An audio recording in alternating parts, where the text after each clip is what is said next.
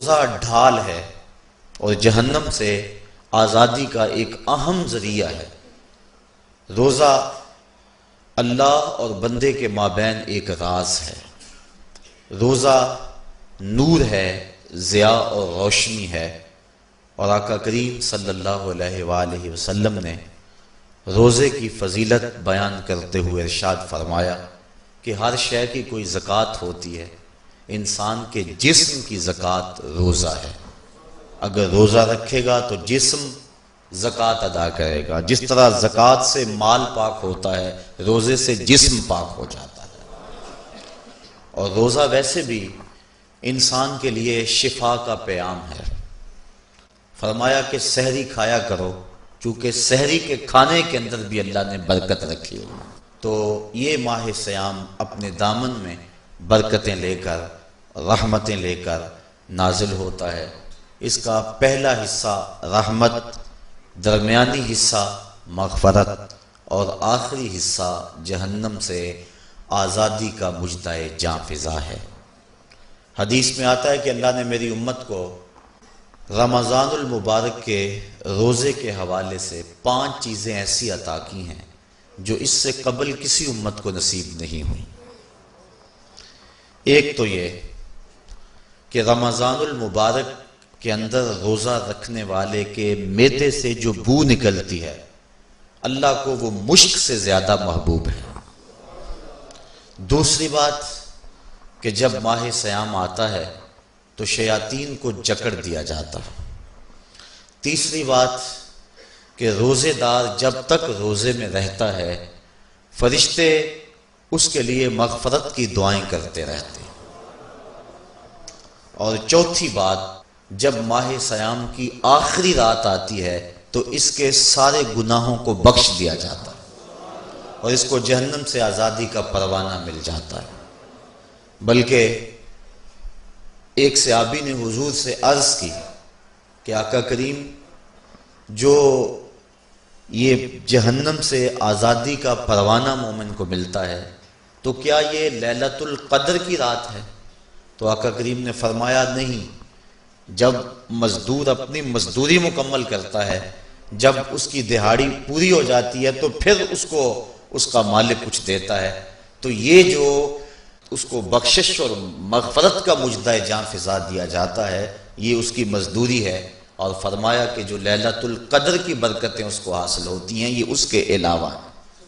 اور یہ اللہ تعالیٰ جل شانہ نے خاص کرم نوازی فرمائی بندہ مومن پر کہ اس کو یہ بابرکت رات عطا فرمائی۔ اور 5ویں فضیلت جو اس کو دی گئی روزہ دار کو، اور حضور سے قبل جو امتوں میں لوگ روزے رکھتے تھے، یہ فضیلتیں ان کو نہیں عطا کی گئی۔ جنت کو پورا مومن کے لیے آراستہ و پیراستہ کیا جاتا ہے۔ حضرت ابو ہریرہ رضی اللہ تعالی عنہ سے ایک روایت مروی ہے جس کو امام بخاری اور امام مسلم نے روایت کیا کہ آقا کریم علیہ السلام نے ارشاد فرمایا، قال اللہ عز وجل، اللہ جل شانہ ارشاد فرماتا ہے، کل عمل ابن آدم لہو، ابن آدم کا ہر عمل اسی کے لیے ہے، الا الصوم فإنہ لی، ہاں مگر روزہ ہے جو وہ میرے لیے رکھتا ہے، وأنا اجزی بہ، اور اس کی جزا میں اسے دوں گا، والصیام جنۃ، اور صیام روزہ ڈھال ہے، فإذا کان یوم صوم احدکم فلا یرفث ولا یصخب، فإن صابہ احد او قاتلہ فلیقل انی صائم انی صائم، والذی نفس محمد بیدہ لخلوف فم الصائم اطیب عند اللہ من ریح المسک، للصائم فرحتان یفرحہما اذا افطر فرح بفطرہ واذا لقی ربہ فرح بصومہ۔ تو فرمایا کہ جب کوئی شخص روزہ رکھتا ہے تو اس کا یہ عمل اللہ کے لیے ہے اور اللہ تعالیٰ اس کی جزا دے گا۔ روزہ ڈھال ہے، جب کوئی شخص روزہ رکھے تو وہ اس کے اندر کوئی اللہ کی نافرمانی نہ کرے، یہاں تک کہ اگر اس کو کوئی شخص گالی بھی دے تو وہ یہ کہے کہ میرا روزہ ہے، میں صائم ہوں، میں نے روزہ رکھا ہوا ہے، یہ کہہ کے لڑنے والے کو، الجھنے والے کو ٹال دے۔ حضور نے ارشاد فرمایا مجھے قسم ہے اس رب کی جس کے قبضے میں محمد کی جان ہے کہ روزہ دار کے معدے سے جو بو نکلتی ہے اللہ کو وہ مسک یعنی کستوری کی خوشبو سے زیادہ محبوب ہے۔ اور روزہ دار کے لیے دو خوشیاں ہیں، ایک خوشی اس کو اس وقت ملتی ہے جب وہ روزہ افطار کرتا ہے، اور دوسری خوشی اس کو اس وقت ملتی ہے جب اس روزے کے صلے میں اسے اپنے رب کا دیدار نصیب ہوگا۔ یہ بات ذہن میں رکھیں کہ اس دنیا پر سب سے بڑی دولت جو حضرت انسان کو دی گئی ہے وہ دولت ایمان ہے، اور قیامت کے دن سب سے بڑی دولت جو اہل ایمان کو دی جائے گی وہ اللہ تعالیٰ کا دیدار ہوگا۔ جنت کے حور و قصور، جنت کے محلات، جنت کی عالی نصب نعمتیں، دنیا کی کوئی دولت اور دنیا کی کوئی نعمت جنت کی کسی نعمت کا مقابلہ نہیں کر سکتی، لیکن جنت والے جنت میں جا کر جس نعمت کو سب سے بڑا سمجھیں گے، اور وہ ہوگی بھی حقیقت میں سب سے بڑی نعمت، ایسی نعمت کہ اس نعمت کے ملنے پہ باقی ساری نعمتوں کو بھول جائیں گے، وہ یہ ہے کہ رب اپنے رخ کرم سے پردہ ہٹا دے گا اور ان کو اپنا دیدار عطا فرما دے گا۔ تو یہ سب سے بڑی دولت جو مومن کو آخرت میں نصیب ہوگی یہ روزے کے صلے میں نصیب ہوگی، یہ روزے کا وہ ثمر ہے، یہ روزے کا وہ پھل ہے جو اللہ اہل ایمان کو قیامت کے دن عطا فرمائے گا۔ عاجزی بہی کا معنی ہے کہ اس کی میں جزا دوں گا۔ ایک روایت میں آتا ہے کہ جو اعمال ہیں وہ 7 طرح کے ہیں، 2 اعمال ایسے ہیں کہ جو واجب کرتے ہیں، 2 اعمال ایسے ہیں کہ جن کی جزا ان کی مثل ہے، اور ایک عمل ایسا ہے کہ جس کی جزا 10 گنا ہے، اور ایک عمل ایسا ہے کہ جس کی جزا 700 گنا ہے، اور ایک عمل ایسا ہے جس کی جزا بے حساب ہے۔ فرمایا کہ وہ 2 عمل جو واجب کرتے ہیں وہ یہ کہ اگر کسی شخص نے اللہ کی عبادت کی اور اس کے ساتھ کسی کو شریک نہ ٹھہرایا تو وہ جنت کو یہ اعمال واجب کر دیتے ہیں، یعنی اس کو جنت کا ملنا لازم ہے، ضروری ہے، واجب ہے اس کے لیے۔ اور دوسرا وہ شخص جس نے اپنے رب کے حکموں کو توڑا یہاں تک کہ اس کے ساتھ کسی کو شریک ٹھہرایا، اس کے اوپر جہنم واجب ہے۔ اور 2 وہ عمل جن کی جزا ان کی مثل ملے گی، ایک وہ گناہ جو اس نے کیا تو اس کی سزا اس کی مثل دی جائے گی، اور دوسری وہ نیکی جو اس نے کی نہیں ہے لیکن اس کا عزم کیا تھا تو اس کو بھی ایک نیکی کا ثواب دے دیا جائے۔ ایک عمل وہ ہے جس کے بدلے کے اندر 10 گنا اس کو اجر دیا جاتا ہے، اور فرمایا اس سے اس کے نیک اعمال مراد ہیں، اور فرمایا کہ جو اس کا چھٹا عمل ہے وہ ایسا ہے جس کے بدلے کے اندر اس کو 700 گنا اجر دیا جاتا ہے، اور وہ راہ خدا میں اس کا صدقہ کرنا ہے۔ اور فرمایا ایک عمل ایسا ہے جس کی جزا کا دنیا پر کوئی حساب ہی نہیں ہے، اور وہ بندے کا اللہ کے حضور اپنے روزے کے ساتھ پیش ہونا ہے۔ تو روزہ ایک ایسا عمل ہے کہ جس کی جزا کا کوئی حساب ہی نہیں ہے، تو یہ اللہ کے علم میں ہے کہ وہ اپنے بندے کو کتنی اس کی جزا اور کتنا اس کا صلہ عطا فرما دیتا ہے۔ تو یہ اجر ہے نیکی کا۔ اور آقا کریم علیہ السلام نے ارشاد فرمایا روزہ ڈھال ہے اور جہنم سے بچنے کا ایک مضبوط قلعہ ہے۔ روزے کے من جملہ ثمرات میں سے ایک ثمرہ مرتبہ احسان کا حاصل ہونا ہے۔ مرتبہ احسان کیا ہے؟ اس پہ حدیث جبریل میں آپ کے سامنے رکھنا چاہوں گا، جس کو امام بخاری نے اور دیگر ائمہ احادیث نے ذکر کیا ہے۔ مسجد نبوی کا ماحول تھا، مدینہ شریف کی فضائیں تھیں، صحابہ حضور کی صحبت میں جلوہ فراز تھے، نور بٹ رہا تھا، اجالے اتر رہے تھے، صحابہ کے من روشنی سے مالا مال تھے کہ حضرت عمر فاروق رضی اللہ تعالی عنہ فرماتے ہیں کہ ایک شخص آیا جس کی گھنی سیاہ داڑھی تھی اور اس کا سفید لباس تھا، ہم میں سے اسے کوئی جانتا بھی نہیں تھا، لیکن اپنے وجود کی تر و تازگی کی وجہ سے وہ مسافر بھی دکھائی نہیں دیتا تھا۔ چونکہ مسافر ہوتا تو آثار سفر اس کے بدن سے ظاہر ہوتے، لگتا تھا جس طرح یہی کسی گلی سے نکل کے آیا ہے، لیکن چونکہ وہ وہاں کا رہنے والا نہیں تھا، ہم میں سے اسے کوئی پہچانتا بھی نہیں تھا۔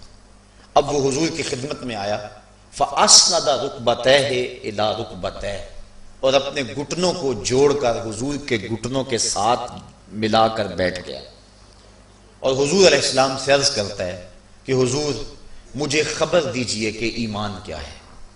حضور نے ارشاد فرمایا ایمان یہ ہے کہ تو اللہ پر ایمان لائے، اس کے رسول پر ایمان لائے، پچھلی کتابوں پہ ایمان لائے، اچھی بری تقدیر پہ ایمان لائے، فرشتوں پہ ایمان لائے، بتایا حضور نے۔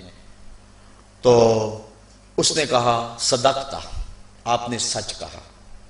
کہتے ہیں ہمیں بڑا تعجب ہوا کہ خود ہی سوال کرتا ہے اور خود ہی تائید کر دیتا ہے۔ پھر کہنے لگا اسلام کیا ہے؟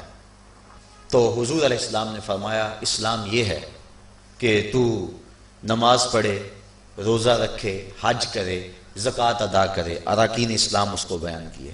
کہنے لگا آپ نے سچ کہا۔ کہتے ہیں ہمیں پھر تعجب ہوا کہ خود ہی ایک بات کہہ رہا ہے اور خود ہی پھر اس کی تصدیق کر رہا ہے۔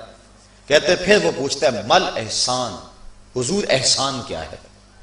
تو حضور علیہ السلام نے جواباً فرمایا ان تعبد ربک کأنک تراہ، احسان یہ ہے کہ تو اللہ کی عبادت اس طرح کرے کہ گویا تو اسے دیکھ رہا ہے، اور اگر یہ کیفیت تجھے نصیب نہیں ہوتی تو کم از کم یہ کیفیت نصیب ہو جائے کہ وہ تجھے دیکھ رہا ہے۔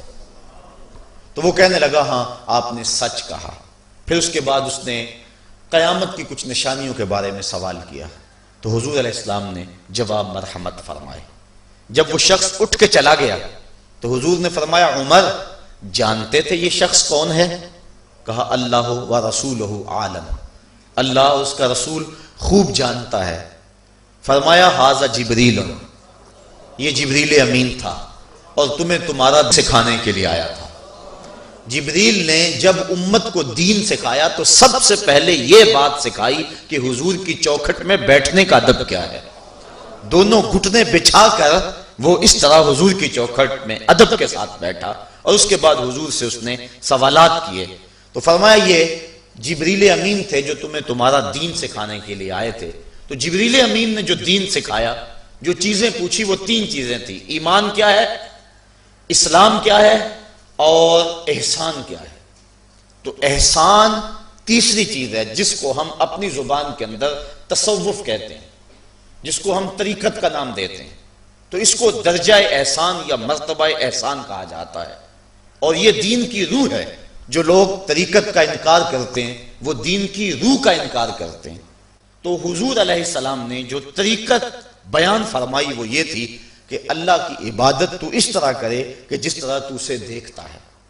اگر یہ کیفیت مل جائے تو سبحان اللہ، لیکن اگر یہ کیفیت نہیں ملی تو کم از کم یہ کیفیت تو ملے کہ وہ مجھے دیکھ رہا ہے، اور اگر یہ کیفیت بھی مل جائے کہ وہ مجھے دیکھ رہا ہے تو بتائیے کہ پھر انسان کی زندگی میں کتنا سرور آ جائے گا کہ جب وہ نماز کے لیے کھڑا ہو تو اس تصور میں ڈوب جائے کہ میرا مالک تو مجھے دیکھ رہا ہے، تو پھر نماز کا کتنا سرور آ جائے گا اس کو۔